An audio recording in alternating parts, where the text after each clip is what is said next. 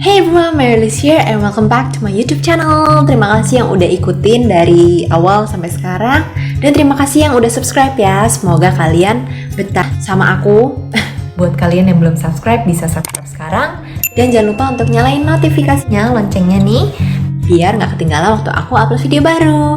Dan langsung aja kita mulai ya. Harry Potter dan Batu Bertuah. Bab 3, Surat dari Entah Siapa. Kaburnya ular buah pembelit membuat Harry menerima hukuman kurungan paling lama.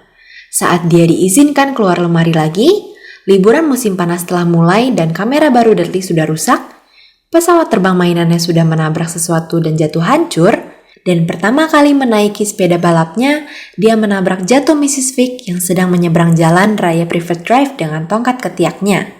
Harry senang sekolah libur, tetapi dia tak bisa menghindari geng Dudley yang setiap hari datang. Pierce, Janice, Malcolm, dan Gordon semuanya bertubuh besar dan bodoh. Tetapi karena Dudley yang terbesar dan terbodoh, dia jadi pemimpin geng. Mereka semua senang ikut permainan yang disenangi Dudley, berburu Harry. Inilah sebabnya Harry melewatkan waktu sebanyak mungkin di luar rumah, berjalan-jalan dan memikirkan akhir liburan saat dia bisa melihat secercah kecil harapan. Dengan datangnya bulan September nanti, dia akan masuk SMP dan untuk pertama kali dalam hidupnya, dia tidak akan bersekolah bersama Dudley. Dudley akan masuk sekolah Paman Vernon dulu, Smeltings. Pierce, Polkis akan masuk ke sana juga. Harry sebaliknya akan bersekolah di Stonewall High, SMP lokal. Dudley menganggap itu sangat lucu. Hari pertama, mereka memasukkan kepala anak-anak baru ke toilet Stonewall, katanya pada Harry. Mau latihan dulu di atas. Tidak, terima kasih, kata Harry. Kasihan toilet, belum pernah kemasukan benda lain yang lebih mengerikan daripada kepalamu. Jangan-jangan toilet itu sekarang sedang mual. Kemudian Harry lari, sebelum Dudley bisa mencerna ucapannya tadi. Pada suatu hari di bulan Juli, Bibi Petunia membawa Harry ke London untuk membeli seragam Smeltings-nya. Harry dititipkan di rumah Mrs. Fig. Mrs. Fig tidak separah biasanya. Ternyata kakinya patah gara-gara dia tersandung salah satu kucingnya. Jadi sekarang dia tak begitu suka kucing seperti sebelumnya. Dibiarkannya Harry menonton TV dan diberinya Harry sepotong kue coklat yang rasanya sudah tengik.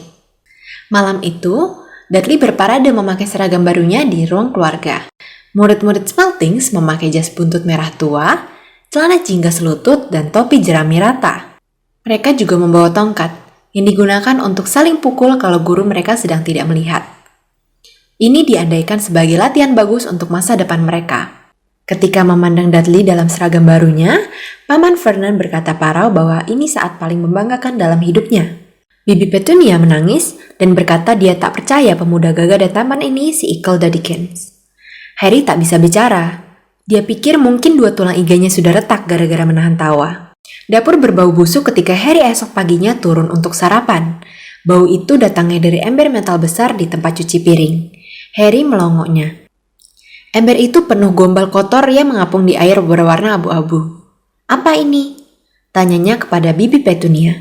Bibir Bibi Petunia langsung cemberut, seperti biasanya jika Harry berani mengajukan pertanyaan. Seragam sekolahmu yang baru, jawabnya. Harry memandang ke dalam ember lagi. Oh, komentarnya. Tak kusangka harus basah begitu. Jangan bego, tukas Bibi Petunia. Aku sedang mencelup pakaian lama Dudley dengan winter abu-abu untukmu.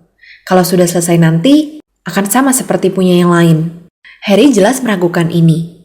Tetapi, dia pikir lebih baik tidak membantah. Dia duduk di depan meja makan dan mencoba tidak memikirkan bagaimana penampilannya pada hari pertamanya di Stonewall High nanti. Seperti memakai potongan-potongan kulit gajah tua mungkin. Dudley dan Paman Vernon muncul. Keduanya mengernyitkan hidung gara-gara bau seragam Harry yang baru. Paman Vernon seperti biasa membuka korannya dan Dudley memukul-mukulkan tongkat Smeltings-nya yang selalu dibawanya kemana-mana di atas meja. Mereka mendengar bunyi klik kotak surat dan jatuhnya surat-surat di keset. Ambil surat Dudley, kata Paman Vernon dari balik korannya. Suruh saja Harry. Ambil surat Harry. Suruh saja Dudley. Sodok dia dengan tongkat Smeltings-mu Dudley. Harry menghindari sodokan tongkat Smeltings dan keluar untuk mengambil surat. Ada 3 benda tergeletak di keset. Kartu pos dari adik perempuan Paman Vernon, Marge, yang sedang berlibur di Pulau White, sebuah amplop coklat yang kelihatannya berisi rekening tagihan, dan surat untuk Harry. Harry mengambil dan menatapnya. Jantungnya berdentang-dentang seperti elastik besar yang dikelintingkan. Tak seorang pun sepanjang hidupnya pernah menulis surat kepadanya. Siapa yang akan menyuratinya? Dia tak punya teman, tak punya keluarga lain. Dia juga bukan anggota perpustakaan manapun. Jadi dia bahkan belum pernah dapat surat teguran kasar untuk segera mengembalikan buku yang dipinjamnya. Tetapi ternyata ini ada surat yang jelas-jelas ditujukan kepadanya. Mr. H. Potter. Lemari di bawah tangga. Private Drive nomor 4. Little Whinging Surrey. Amplopnya tebal dan berat. Terbuat dari perkamen kulit yang digunakan sebagai pengganti kertas. Warnanya kekuningan dan nama serta alamatnya ditulis dengan tinta hijau zamrud. Tak ada perangkonya. Membalik amplop itu dengan tangan gemetar, Harry melihat segel ungu bergambar lambang huruf H besar yang dikelilingi singa, elang, musang, dan ular. "Cepat sedikit, Harry!" teriak Paman Vernon dari dapur. "Buat apa kau mau memeriksa kalau ada bom surat?" Dia menertawakan leluconnya sendiri. Harry kembali ke dapur, masih menatap suratnya. Diserahkannya tagihan dan kartu pos pada Paman Vernon, lalu dia duduk dan pelan-pelan mulai membuka amplop kuningnya. Paman Vernon merobek surat tagihan, mendengus jijik, dan membalik kartu pos. "Mart sakit," dia memberitahu Bibi Petunia. "Makan kerang aneh." "Dad!" Mendadak Dudley berkata, "Dad, Harry dapat apa tuh?" Harry sedang akan membuka lipatan suratnya yang ditulis di atas kertas perkamen tebal yang sama dengan amplopnya ketika tiba-tiba surat itu disentakkan dari tangannya oleh Paman Vernon. "Itu suratku," kata Harry, berusaha merebutnya kembali. "Siapa yang menulis padamu?" seringai Paman Vernon sambil mengibaskan surat itu dengan satu tangan agar terbuka dan melirik isinya. Wajahnya berubah dari merah ke hijau lebih cepat daripada lampu lalu lintas. Dan tidak berhenti di situ. Dalam sekejap saja wajahnya sudah putih abu-abu seperti bubur busuk. "Petunia?" gagapnya. Dudley berusaha merebut surat itu untuk membacanya, tetapi Paman Vernon mengangkatnya tinggi-tinggi sehingga jauh dari jangkauannya. Bibi Petunia mengambilnya dengan ingin tahu dan membaca kalimat pertamanya. Sesaat kelihatannya dia akan pingsan. Dia memegangi lehernya dan mengeluarkan suara seperti tercekik. "Vernon, astaga, Vernon!" Mereka berpandangan. Tampaknya lupa bahwa Harry dan Dudley masih berada di ruangan yang sama. Dudley tidak biasa diabaikan. Diketuknya kepala ayahnya keras-keras dengan tongkat smeltingsnya. "Aku mau membaca surat itu!" teriaknya. "Aku mau membacanya," kata Harry marah, "karena itu suratku." "Keluar kalian berdua," kata Paman Vernon parau. Seraya memasukkan kembali surat itu ke dalam amplopnya. Harry bergeming. "Aku mau suratku!" teriaknya. "Sini aku lihat." Dudley memaksa. "Keluar!" gerung Paman Vernon. Dicengkramkannya kerah baju Harry dan Dudley dan dicampakkannya mereka ke lorong. Lalu dibantingnya pintu dapur menutup. Harry dan Dudley segera berkelahi seru tanpa suara, memperebutkan siapa yang boleh mendengarkan lewat lubang kunci. Dudley menang. Maka Harry kacamatanya tergantung pada satu telinga, berbaring tengkurap untuk mendengarkan dari celah antara pintu dan lantai. "Vernon," Bibi Petunia berkata dengan suara gemetar, "lihat alamatnya. Bagaimana mungkin mereka bisa tahu di mana dia tidur? Apa menurutmu mereka mengawasi rumah kita?" "Mengawasi, memata-matai, mungkin juga membutuhkan kita," gumam Paman Vernon cemas. "Tapi apa yang harus kita lakukan, Vernon? Apa sebaiknya kita balas? Kita katakan bahwa kita tidak ingin..." Harry bisa melihat sepatu Paman Vernon yang hitam mengkilap, mondar-mandir di dapur. "Tidak," katanya akhirnya. "Tidak, kita abaikan saja. Jika mereka tidak mendapat balasan, ya, itu yang paling baik. Kita tak akan melakukan apa-apa." "Tetapi, aku tak mau dengar, Petunia. Bukankah kita sudah bersumpah waktu mengambilnya, bahwa kita akan membasmi omong kosong yang berbahaya itu?" Sore itu, sepulang kerja, Paman Vernon melakukan sesuatu yang belum pernah dilakukannya. Dia mengunjungi Harry di dalam lemarinya. "Mana suratku?" tanya Harry begitu Paman Vernon berhasil menjejalkan diri melewati pintu. "Siapa yang menulis padaku?" "Tidak ada. Surat itu keliru dialamatkan kepadamu," kata Paman Vernon pendek. "Sudah kubakar." "Tidak keliru?" kata Harry berang. "Di alamatnya tertulis lemariku. Diam!" Raung Paman Vernon dan 2 ekor laba-laba terjatuh dari langit-langit lemari. Dia menarik nafas dalam beberapa kali dan kemudian memaksakan wajahnya tersenyum. Kelihatannya memelas sekali. Ya, Harry, tentang lemari ini, bibimu dan aku sudah berpikir kau sebetulnya sudah terlalu besar untuk tinggal di sini. Kami rasa lebih baik jika kau pindah ke kamar Dudley yang satunya. Kenapa? Tanya Harry. Jangan tanya-tanya, tukas pamannya. Bawa barang-barangmu ke atas, sekarang. Rumah keluarga Dursley punya 4 kamar. 1 untuk Paman Vernon dan Bibi Petunia, 1 untuk tamu, biasanya adik Paman Vernon March, 1 adalah kamar tidur Dudley, dan satunya lagi tempat Dudley menyimpan mainan dan barang-barangnya yang tidak muat ditaruh di kamar tidurnya. Harry hanya perlu sekali angkut untuk memindahkan barang-barangnya dari lemari ke kamar ini. Dia duduk di tempat tidur dan memandang berkeliling. Hampir semua barang di kamar ini rusak. Kamera yang baru sebulan tergeletak di atas tank kecil yang ketika dikendarai Dudley pernah melindas anjing tetangga. Di sudut ada televisi pertama Dudley, yang ditendangnya sampai bolong ketika acara favoritnya batal ditayangkan. Ada sangkar burung besar, dulunya sangkar seekor burung nuri yang kemudian ditukar Dudley di sekolah dengan senapan angin betulan. Senapan itu sekarang ada di rak, larasnya bengkok kedudukan Dudley. Rak-rak lain penuh buku. Hanya buku-buku itulah yang tampaknya tak pernah disentuh. Dari bawah terdengar Dudley berteriak-teriak kepada ibunya. Aku tak mau dia di sana. Aku butuh kamar itu. Suruh dia keluar. Harry menghela napas dan membaringkan diri di tempat tidur. Kemarin dia akan bersedia memberikan apa saja untuk bisa berada di kamar ini. Hari ini dia lebih memilih berada kembali di lemarinya dengan surat itu daripada di sini tanpa surat. Paginya saat sarapan, semua agak diam. Dudley uring-uringan. Dia sudah menjerit-jerit, memukuli ayahnya dengan tongkat smeltingsnya, pura-pura sakit, menendang ibunya, dan melempar kura-kura ke atap kaca sampai atap itu berlubang. Harry merenungkan saat jam begini kemarin dan menyesal sekali kenapa dia tidak membuka suratnya sewaktu masih di lorong. Paman Vernon dan Bibi Petunia saling pandang dengan wajah keruh. Ketika tukang pos tiba, Paman Vernon yang kelihatannya mencoba berbaik-baik pada Harry menyuruh Dudley mengambil surat. Mereka mendengar Dudley memukul-mukulkan tongkat smeltingsnya sambil turun ke lorong. Kemudian dia berteriak, "Ada surat lagi! Mr. H. Potter! Kamar paling kecil, Private Drive nomor 4. Dengan pekik tertahan, Paman Vernon melompat dari kursinya dan berlari turun. Harry di belakangnya. Paman Vernon harus memiting Dudley ke lantai untuk merebut surat itu. Dan itu makin sulit dilakukannya karena Harry mengalungkan tangan ke leher Paman Vernon dari belakang. Setelah semenit pergulatan kalang kabut dan semuanya kena pukul tongkat smeltings, Paman Vernon bangkit berdiri, tersengal-sengal dengan surat Harry terpegang erat di tangan. "Kembali ke lemarimu, maksudku kamarmu," katanya kepada Harry. "Dudley, pergi." Harry berjiran bolak-balik mengitari kamar barunya. Ada yang sudah tahu dia sudah pindah dari lemarinya, dan mereka rupanya tahu dia belum menerima surat pertamanya. Jelas itu berarti mereka akan mencoba lagi. Dan kali ini dia akan memastikan mereka tidak akan gagal. Dia punya rencana. Jam waker yang sudah dibetulkan berdering pukul 6 keesokan paginya. Harry cepat-cepat mematikannya dan berganti pakaian tanpa menimbulkan suara. Jangan sampai keluarga Dursley terbangun.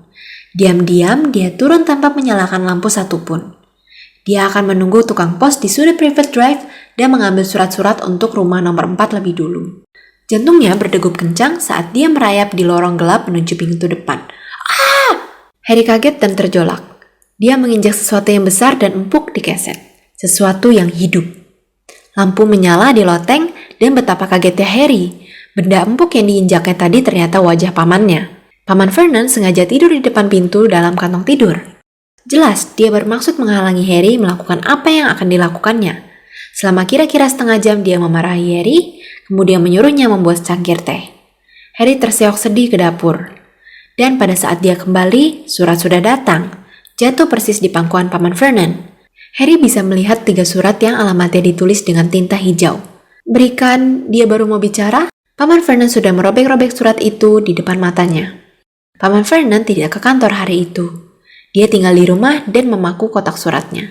Kalau mereka tidak bisa mengirim surat, mereka akan menyerah. Dia menjelaskan kepada Bibi Petunia dengan mulut penuh paku. "Aku tak yakin, Vernon." "Oh, cara berpikir orang-orang ini aneh, Petunia. Tidak seperti kita." kata Paman Fernand sambil memukul paku dengan sepotong kue buah yang baru saja dibawakan Bibi Petunia. Hari Jumatnya, tak kurang dari 12 surat untuk Harry datang. Karena tak bisa dimasukkan ke dalam kotak surat, surat-surat itu disorongkan di bawah pintu, disisipkan ke celah pintu, dan beberapa di antaranya bahkan dijejalkan lewat jendela kecil toilet bawah. Paman Fernand tinggal di rumah lagi. Setelah membakar semua surat itu, dia mengeluarkan palu dan paku untuk menutup semua celah di pintu depan dan belakang dengan papan, sehingga tak seorang pun bisa keluar. Dia bersenandung bercingkat di antara tulip-tulip sambil bekerja, dan terlonjak jika ada bunyi sekecil apapun. Hari Sabtunya yang terjadi sudah di luar kendali. Ada 24 pucuk surat untuk Harry berhasil diselundupkan masuk rumah, digulung dan disembunyikan dalam 2 lusin telur yang dijulurkan tukang susu mereka yang sangat kebingungan kepada Bibi Petunia lewat jendela ruang keluarga. Sementara Paman Fernand marah-marah menelepon kantor pos dan perusahaan susu mencari orang yang bisa disalahkan, Bibi Petunia menghancurkan surat-surat itu dalam mixer makanannya. "Siapa sih yang begitu ingin bicara denganmu?" Dudley bertanya pada Harry dengan keheranan. Pada hari Minggu pagi, Paman Fernand duduk di meja untuk sarapan. Kelihatan lelah tetapi senang. Tukang pos tidak datang pada hari Minggu. Dia mengingatkan mereka dengan riang seraya mengoleskan selai pada korannya. Jadi tak ada surat sialan hari ini. Ada yang berdesis meluncur turun dalam cerobong asap ketika Paman Fernand bicara dan mengemblang belakang kepalanya.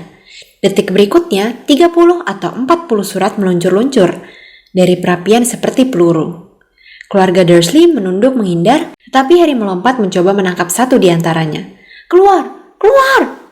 Paman Fernand menangkap pinggang Harry dan melemparkannya ke lorong di luar. Setelah Bibi Petunia dan Dudley keluar dengan lengan menutupi muka, Paman Fernand membanting pintu menutup. Mereka bisa mendengar surat-surat masih mengalir ke dalam ruangan, melenting-lenting mengenai dinding dan lantai. "Sudah kelewatan," kata Paman Fernand, berusaha berbicara dengan tenang, tapi pada saat bersamaan mencabuti kumisnya dengan panik. "Aku mau kalian semua kembali ke sini 5 menit lagi, siap berangkat. Kita akan pergi. Bawa saja pakaian secukupnya. Jangan membantah." Paman Fernand kelihatannya berbahaya sekali dengan separuh kumisnya lenyap, sehingga tak seorang pun berani membantah.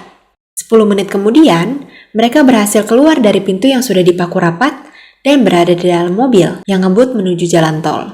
Dudley terisak-isak di jok belakang. Ayahnya tadi memukul kepalanya gara-gara harus menunggunya mencoba menjejalkan televisi, video, dan komputernya ke dalam tas olahraganya. Mobil terus meluncur, terus meluncur. Bahkan Bibi Petunia pun tak berani bertanya kemana mereka pergi. Sekali-sekali Paman Fernand tiba-tiba menikung tajam dan meluncurkan mobilnya ke arah berlawanan. Sesatkan mereka, gumam Paman Fernand setiap kali dia melakukan ini. Mereka bahkan tidak berhenti untuk makan sepanjang hari. Saat malam tiba, Dudley sudah menangis beraung-raung. Belum pernah dia mengalami hari seburuk ini. Dia lapar, dia tidak bisa menonton 5 acara televisi yang ingin ditontonnya, dan belum pernah dia melewatkan waktu selama tanpa meledakan alien di layar komputernya. Paman Fernand akhirnya berhenti di depan hotel suram di luar sebuah kota besar. Dudley dan Harry berbagi kamar dengan 2 tempat tidur dan spray lembab yang berbau lumut. Dudley mendengkur, tetapi Harry tak bisa tidur. Dia duduk di ambang jendela, memandang lampu-lampu mobil yang lewat dan bertanya-tanya dalam hati. Mereka makan cornflake melempem dan tengik serta tomat kalengan di atas roti panggang sebagai sarapan keesokan harinya. Baru saja mereka selesai, pemilik hotel mendatangi mereka. "Maaf, tetapi apakah salah satu di antara kalian Mr. H. Potter? Ada kira-kira 100 surat begini di meja resepsionis." Wanita itu mengangkat surat itu sehingga mereka bisa membaca alamatnya yang ditulis dengan tinta hijau. Mr. H. Potter, kamar 17, Hotel Railview, Cockworth. Harry mau meraih surat itu, tetapi Paman Fernand menampar tangannya. Wanita itu terbelalak. "Akan saya ambil," kata Paman Fernand, cepat-cepat berdiri dan mengikutinya meninggalkan ruang makan. "Apakah tidak sebaiknya kita pulang saja, sayang?" Bibi Petunia menyarankan dengan takut-takut beberapa jam kemudian. Tetapi Paman Fernand kelihatannya tidak mendengarnya. Entah apa yang dicarinya, tak seorang pun tahu. Dia membawa mereka ke tengah hutan keluar dari mobilnya, memandang berkeliling, menggelengkan kepala, masuk lagi ke dalam mobil dan mobil pun meluncur lagi. Hal yang sama terjadi di tengah sawah yang sedang dibajak, di tengah jembatan gantung, dan di atas tempat parkir mobil yang bertingkat. "Daddy sudah gila ya?" Dudley bertanya kepada Bibi Petunia sore itu. Paman Fernand telah memarkir mobilnya di tepi pantai, mengunci mereka bertiga di dalamnya lalu menghilang. Hujan mulai turun. Tetesnya yang besar-besar mengetuk-ngetuk atap mobil. Dudley terseduh-seduh. "Ini hari Senin," katanya kepada ibunya. "Ada acara si hebat Humberto di televisi malam ini. Aku mau nonton." Senin. Harry jadi ingat sesuatu. Kalau hari ini Senin, dan Dudley bisa diandalkan dalam hal ini, sehubungan dengan kegemarannya menonton televisi, maka besok, Selasa, adalah hari ulang tahun Harry yang ke-11. Tentu saja hari-hari ulang tahunnya yang telah lewat bukanlah hari yang menyenangkan. Tahun lalu misalnya, keluarga Dursley menghadiahinya satu gantungan mantel dan sepasang kaos kaki bekas Paman Vernon. Tapi kita kan tidak berumur 11 setiap hari. Paman Vernon kembali sambil tersenyum. Dia juga membawa bungkusan kecil panjang dan tidak menjawab ketika ditanya Bibi Petunia apa yang dibawanya itu. "Sudah kutemukan tempat yang sempurna," katanya. "Ayo semua keluar." Di luar mobil udara dingin sekali. Paman Vernon menunjuk sesuatu yang kelihatan seperti batu karang besar yang menjorok ke laut. Bertengger di atas karang itu ada gubuk kecil yang sangat kumuh dan bobrok. Kelihatan menyedihkan sekali. Satu hal sudah jelas, tak ada televisi di gubuk itu. "Malam ini diramalkan akan ada badai," kata Paman Vernon senang, sambil menempukkan tangan. Dan bapak ini sudah berbaik hati mau meminjamkan perahunya.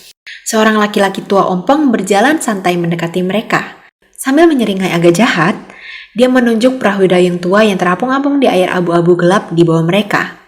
"Aku sudah beli bekal untuk kita," kata Paman Vernon. "Jadi semua naik." Dingin sekali di perahu, sampai mereka serasa membeku. Cipratan air laut dan tetes hujan sedingin es merayap menuruni tengkuk dan angin dingin menerpa wajah mereka. Setelah rasanya berjam-jam kemudian, tibalah mereka di batu karang. Paman Vernon terpeleset-peleset, memimpin menuju ke gubuk reyot itu. Bagian dalam gubuk sungguh menjijikan. Bau ganggang laut menyengat, angin bersuit-suit menembus lewat celah-celah di dinding papan. Perapiannya lembab dan kosong. Hanya ada satu kamar. Bekal Paman Vernon ternyata sebungkus keripik dan 4 pisang untuk setiap orang. Dia mencoba menyalakan api, tapi keempat bungkus keripik yang kini sudah kosong itu cuma mengerut dan berasap. "Surat-surat itu sekarang bisa digunakan, katanya riang. Paman Vernon sedang senang sekali. Jelas dia mengira tak akan ada orang yang bisa mengejar mereka dalam badai untuk mengantar surat. Harry dalam hati mengakui, dan ini membuatnya sedih. Ketika malam tiba, badai yang dijanjikan menerjang di sekitar mereka. Cipratan air dari ombak-ombak yang bergulung tinggi menyembur ke dinding pondok dan angin kencang mengguncangkan jendela-jendela yang kotor. Bibi Petunia menemukan beberapa selimut apak pulukan dari kamar dan menyiapkan tempat tidur untuk Dudley di sofa yang sudah berlubang-lubang dimakan ngengat. Dia dan Paman Vernon tidur di tempat tidur reot di kamar dan Harry dibiarkan mencari sendiri tempat yang paling empuk di lantai dan meringkuk di bawah selimut paling tipis dan paling compang-camping. Semakin malam badai mengamuk semakin hebat. Harry tak bisa tidur. Dia gemetar kedinginan dan membalikkan tubuh, mencoba mencari posisi yang lebih nyaman. Perutnya lapar keroncongan. Dengkur Dudley teredam oleh gemuruh guruh yang mulai bergelegar menjelang tengah malam. Jarum arloji Dudley yang menyala, tangan gemuknya yang memakai arloji berjuntai ke bawah sofa, menunjukkan bahwa 10 menit lagi Harry akan berusia 11 tahun. Dia berbaring memandangi saat ulang tahunnya berdetik-detik semakin dekat. Bertanya-tanya apakah keluarga Dursley akan ingat soal ulang tahunnya, bertanya-tanya di manakah gerangan orang yang menulis surat padanya sekarang. 5 menit lagi. Harry mendengar sesuatu yang berkeriut di luar. Dia berharap atap gubuk tidak akan runtuh, walaupun kalau iya, dia mungkin akan lebih hangat. 4 menit lagi. Mungkin rumah di Private Drive akan penuh surat kalau mereka pulang nanti, sehingga dia bisa mencuri 1. 3 menit lagi. Ombakkah itu yang menghantam karang begitu keras? Dan 2 menit lagi, bunyi derak aneh apa itu? Apa karangnya remuk dan berjatuhan ke laut? Semenit lagi dia akan berusia 11 tahun. 30 detik, 20, 10, 9, mungkin dia akan membangunkan Dudley, sekadar supaya Dudley marah saja. 3, 2, 1, boom! Seluruh gubuk bergetar dan Harry langsung duduk tegak memandang pintu. Ada orang di luar pintu mengedor-gedor mau masuk. Selesai! Thank you guys for watching. If you like it, give it a thumbs up. Jangan lupa untuk subscribe dan nyalain notifikasinya biar kalian gak ketinggalan waktu aku upload video baru. Bye-bye!